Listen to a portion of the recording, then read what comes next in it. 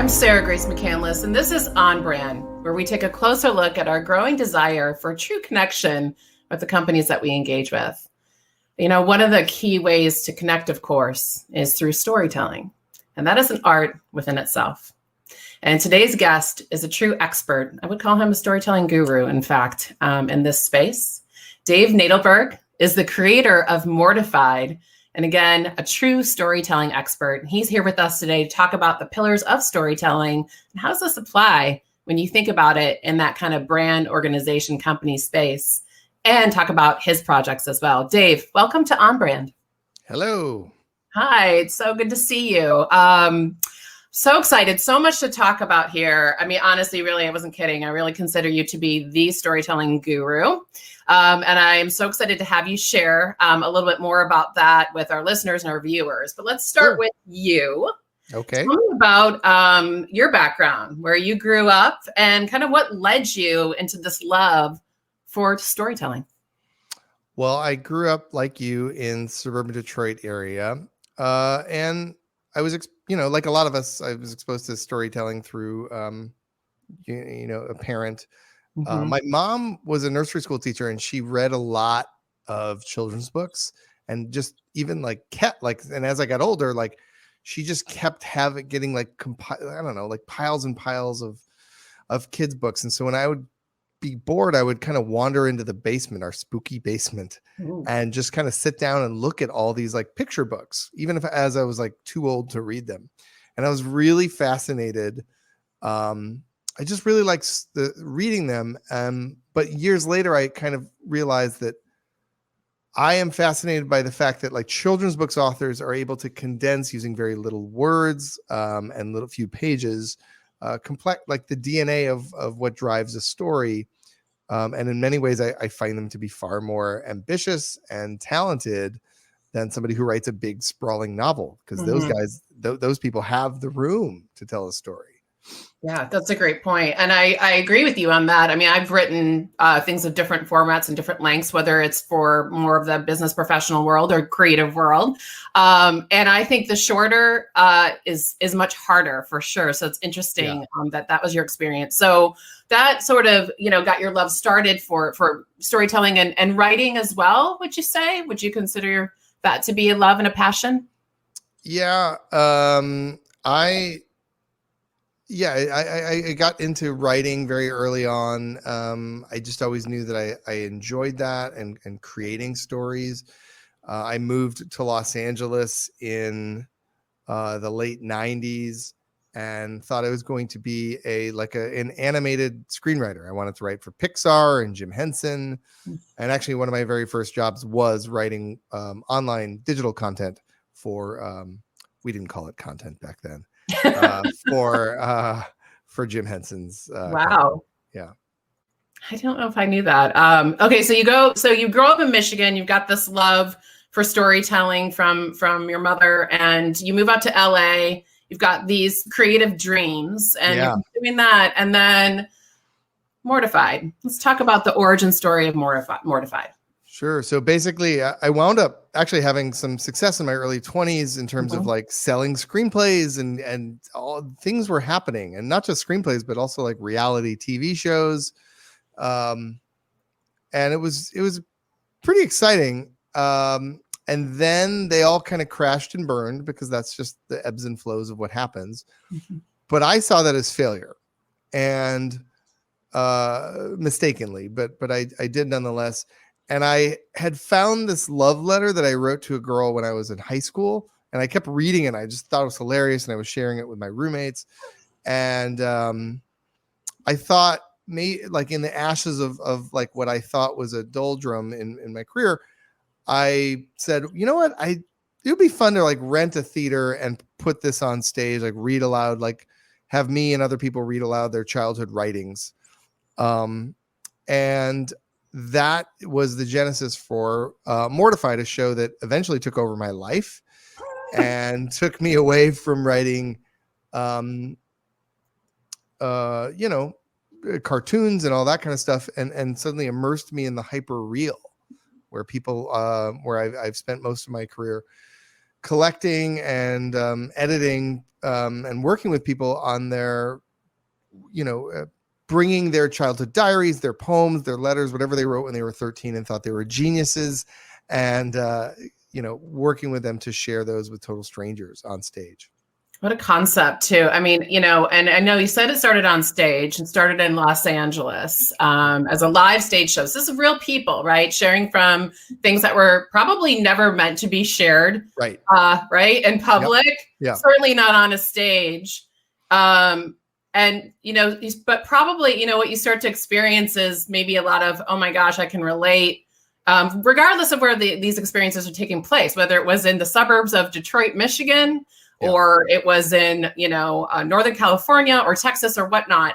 So you start in LA, you have a live stage show, and things really started to take off. What happens next with Mortified?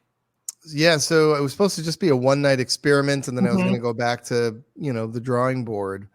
But as people were like, when's the next one? And I was like, next one what? And so I started doing shows, and then people started being like, you should do this in New York. You should do this in San Francisco. And so I started kind of doing that and grew out a little bit of a team. And we now have, almost, 18 years later, it's in 20 cities around the world. We've done multiple TV shows. There's right now a TV show airing in Tel Aviv, or in Israel, I should say. It's produced in Tel Aviv. Wow. And what else? We have 200 episodes of a podcast. We've done multiple books, a game that just came out last year called I Can't Believe I Did That. So a bunch of projects. And actually it's turned into a production company where now we're making other content. Like we're producing a children's, an educational, actually this is interesting, full circle, but like doing a thing for kids, an educational show for tweens funded by the Corporation for Public Broadcasting, aka the Sesame Street people. And that is a show called Ooh, You're in Trouble. And that is a podcast. Oh my gosh, I love it. Wow. That is just, the expansion and growth, it really took off. And of course, full disclosure here. The way that you and I originally met years ago. Yes. Actually, my introduction to Mortified was I was in a bookstore and I was walking by and I saw this, for those who are watching the video version of this interview. And you can see why this would have caught my eye. Okay. So the cover of this this is a collection of stories that had been, told on stage. This Mortified collection. There's a few. And there's this picture on the front that looks like exactly what you would think, that sort of that awkward school photo. I have one that is so similar to this. I thought it was me on the cover. Mine has purple glasses. I still obviously love purple because I'm wearing it today. And I was freelancing at the time and consulting, but I was doing a lot of freelance writing and reached out to you and interviewed you for actually 2 different publications I was writing for, and said, at the time I was in DC, and said, hey, if you ever come to DC, let me know, because I sure love to be involved. And I think it was just months later that you had expanded to DC, Portland, and Austin. I think all launched around the same time, right? And I think, there's something that's really intriguing about this whole concept, because it takes storytelling into a different world. And back in a time where we were documenting our thoughts and our feelings that are stories in themselves, right? Yeah. What do you think is so different and sweet about that time, or universal about that time, and the experiences that we were having as tweens and teens? Well, what happens to you at 14 has a greater impact on you than what happens to you at, typically speaking, I should say, than what happens to you at 24, 34, 44, and so on. And that's simply a matter of math, as far as I'm concerned. You haven't lived that much life. So anything that happens to you is a big deal. It just took up a bigger ratio in your life, and you haven't learned the lessons yet that you will survive, that it won't kill you getting rejected from prom. You haven't had that many setbacks. So, obviously some big things can happen to you in your 30s and 40s and 20, and they will put a dent in you and they will stick with you. But really the things that happen when we're teenagers and maybe even before put us on a path. In many ways, they put us on paths. Something that I deal with in therapy all the time. And every relationship that I've had is like, oh yeah, I'm still doing that thing from childhood. Mm-hmm. Like, all these subliminal things that you're like, oh, right. The way that I grew up in this certain way, I'm still doing that idiotic thing. So it's just there's a magnitude. Yeah. Yeah. And I think there's something there too. It's a vulnerable time, but I think that word vulnerability has really transformed in itself. And it's interesting to see how it's coming up in leadership and also in the business world. And I want to get back to that. But you mentioned something early on. You talked about the DNA of storytelling. Let's go there for a little bit. What's in the DNA of storytelling? Let's get in there. What are those pillars? Dig in. It's like, it's interesting. There really is just some simple concepts that unless you're talking about experimental storytelling, in which case, I don't know.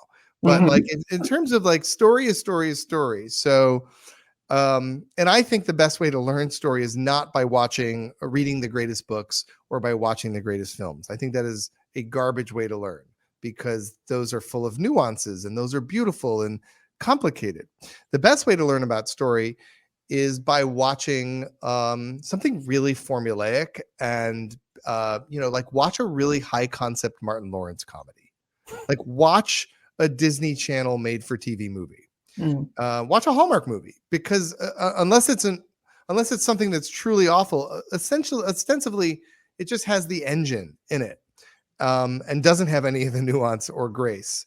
And basically the engine is there's a character who really wants a thing that they don't have, and they go off on this journey to chase it. Ultimately, and this is something that I often will teach in storytelling workshops, a character has a problem and your story is a big monkey wrench just constantly trying to fix that problem. That's all it is. There's many things that make that story more exciting and better. And there's there's other layers to that, of course. But ultimately, I want a thing. Here's the reason I want that thing. And I go off and I try to have it. And inherent to wanting the thing is that you don't have it. So therefore, it is a problem in your life that you are monkey wrenching and trying to fix.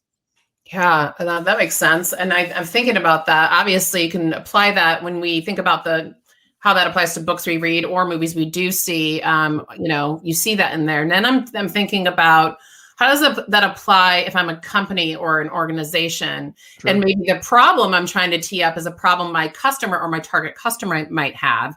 And I'm coming in as how I'm going to solve it. I think this kind of ties into, you've evolved Mortified and what you do with it. And that includes, teaching storytelling to companies and organizations. Yep. So talk to me a little bit about that. What are some of the similarities and differences when it comes to working with a company versus one-on-one with a person and their own personal background? For me, not a lot. What I do with Mortified is, people bring me stuff. They bring me their childhood writings, right? And they could be actors and writers and artists, but very often they're not. And our job is to sort of take the collection of stuff and find a story in there, and then, edit, make that into like a 7 to 10 minute monologue, and to not edit it in a way that it's like reality TV where you're like heavily editing, but just, figuring out how to lightly, like, I can't have you read your entire diary on stage because that would take 9 hours. So inherently you have to make some editorial decisions. And so it's about, I look at it as less story writing and more story mining. So we're like looking, and so that's kind of what I do with a company. I'll do like an hour to 90-minute workshop, but it's just giving them, I like to demystify story and let people know this is not the purview of artists. This is not just for, people who consider themselves to be writers. It is for everybody. And basically, if you have a message, that you are trying to communicate, which pretty much everybody does. Mhm. And you want to, story is really just a delivery system for that message. It's just a way of packaging it. It is not a panacea. It is not a thing that works for, it is not the best way to deliver a message. It's a way, and it's a great way. And it's a way that allows you to deliver information in a way that your audience is wired to care about. Like, we are hardwired to care if information is delivered in the form of a story, because it makes us connect, it makes us listen, it makes us cry. Sometimes, though, it's just fine to tell people information. Mhm. You Yeah. know, and that's what certainly, if you are so I always say, like, if you're a marketer, you want to make people, you want to deliver a message about soap. And do you want to make people care about that soap? Maybe. Is that hard? Hell yeah.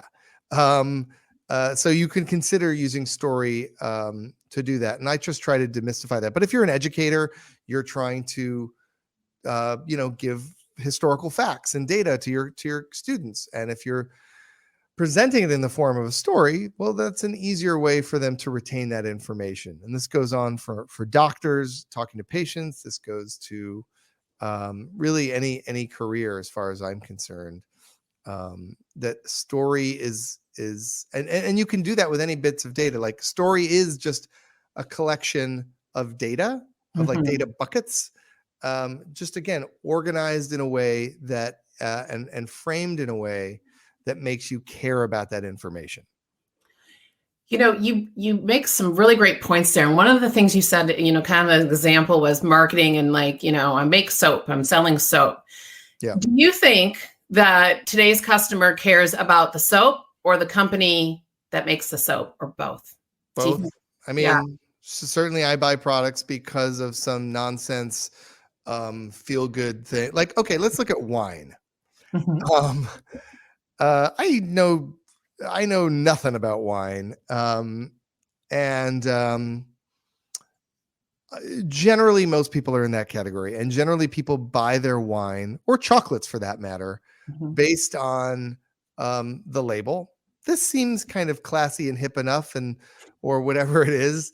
And so if you, and same with chocolate, like, I recently bought some chocolate because it said, I like the packaging, and I knew that it wasn't as garbage as Hershey's. Sorry, Hershey's, but like, but they said something on the back that was like, we recycle some whatever. You should feel good about buying this, and so of course I bought into the story it was telling me, which is like, you're saving the world by eating this shitty food, and I bought it, and I enjoyed the chocolate, and it was actually very good.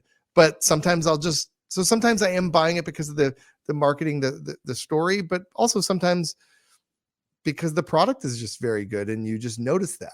And you know uh, and sometimes that story they're telling you isn't just garbage. I'm being a little cynical. Like, Mhm. sometimes it's like, yeah, Tom's Shoes is helping people by giving them sneakers, I guess. I hope. I don't Yeah, know. yeah, definitely. Well, and I think that gets back to the authenticity question too, because I was having this conversation actually with Natasha Case, who's the CEO and co-founder of Cool House, and about not, they're a very purpose-driven brand, and they have been from the get-go, but their actions back up their words. Otherwise it's just words, and it's like, does it really matter, or is this just sort of like a marketing promotional give back? And I that makes me think again about story. If you're a company or an organization, if you don't know your story, where do you think is a good place to start to figure that out? Look at your problem. Like, you identify who's your protagonist. It is probably you, but it could be your customers. It could be something else. Identify a protagonist. Identify what that protagonist wants. Then ask yourself, why does that protagonist want that thing? What are the stakes to it? And if you can communicate those things, and like why they don't have it, and then all you got to do is add the one extra step. Here's how here's how that protagonist is going to attempt to solve that problem. Mm. But the reason we're caring, we don't inherently care that you have a problem. Like, if Sarah is thirsty right now, and if you told me that you're thirsty and you need some water, I'd be like, okay. But if you told me I'm thirsty because I live in Texas and my water has been, cut off for weeks or something like this, or whatever your reason is, I'm obviously giving a very a dramatic one, then I now care about you. So the why is that engine of like the connection. That now, even if I've never had your experience, I know what it's like to be sidelined or whatever, whatever you're telling me in your motivation for why you want the thing that you want. Is that a rambly answer? I think it's no. You know what? I think you're spot on, and it actually does tie. There's a lot of themes in some of the conversations I've been having. It's one of the things I really enjoy about the show is start to see this kind of connective tissue, and one of them is this core of looking at the why, and really understanding what your why is. And you just touched on that there too. And it actually made me think of another conversation I had about a month or two ago. Sure. With Carrie Melissa Jones, who's she's a community expert on building actual, true communities, online and offline experiences as well.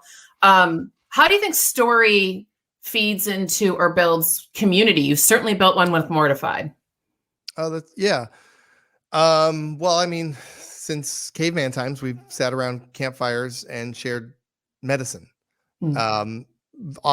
Sometimes literally sharing medicine, but often in the form of, stories make us feel better. Stories transform us, and they define our culture and they create culture, and having that sense of and they give us identity, which is and therefore purpose. And I find, like, when humans are have purpose, we feel more comfortable. So I know that, so I'm somebody who deals with depression, and I know that when I am most depressed, it is often exacerbated by, I wouldn't say necessarily caused by, because sometimes just stuff happens, right? But it can be heightened by, if I'm not living in a story, then I will be uncomfortable. And that is not a conscious thought most people have, but I do think it is a thing that affects everybody. Like, you need to know that you're living in a story. And so you'll feel more comfortable if you're like, well, I'm aiming towards this thing. And so my compass is pointing in a certain, direction. And that's where we feel a little more rooted. I think that's where religion often helps people in life, because there are no certainties, especially those who don't have a lot of resources. That is something that is free, and there's like a dangled carrot of like, go to heaven, or all these other rewards that are later. And so it gives people a guiding principle. But so does allegiance to sports teams. So does, a million other things. So does the idea that one day I'm going to retire and, buy a boat and sail around the world. Like, all of those things help us to live in a story. And when we don't know what story we're in, we freak out, which is also a good thing to do, by the way. Like, I'm not saying we should always be in a story. It's sometimes really good to be like, sit in the discomfort. Well, speaking of discomfort, I mean, this has been quite, the last 12 to 16 months.